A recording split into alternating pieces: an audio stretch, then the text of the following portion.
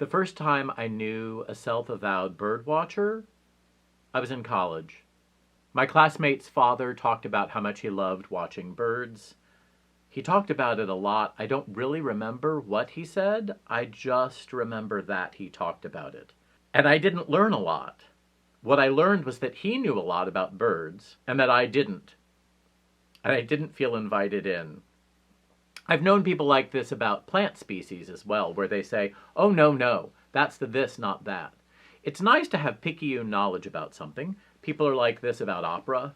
People are like this about cars, although that's seemingly more mainstream, because in American culture, we love cars.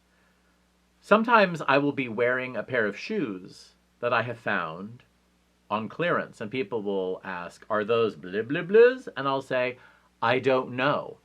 And then I will look and say, yes, I guess they are.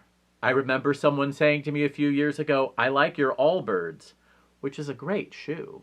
I liked my Allbirds too, and I happened to know that they were called Allbirds because they were heavily promoted on sale on a website. So I bought some, loved them, and bought more. Bird watching feels like that to me, and so I'm talking about something from the outside.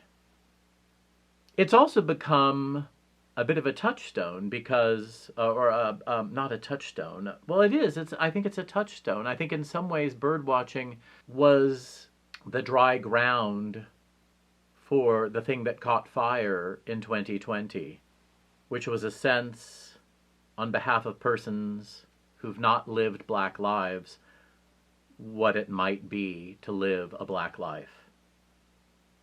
What it might be from 150 yards away, from 150 miles away, from 550 years away.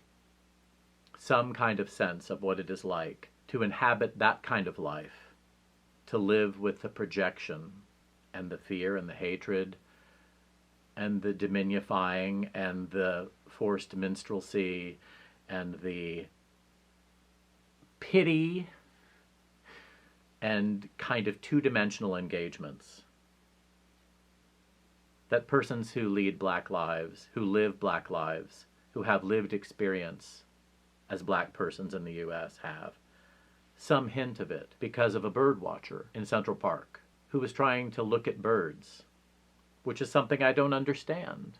What I did understand in that part of Central Park, a meadow that I may have been in ever in my life, is that he went there to bird watch, and the culture he lives in had other designs on him.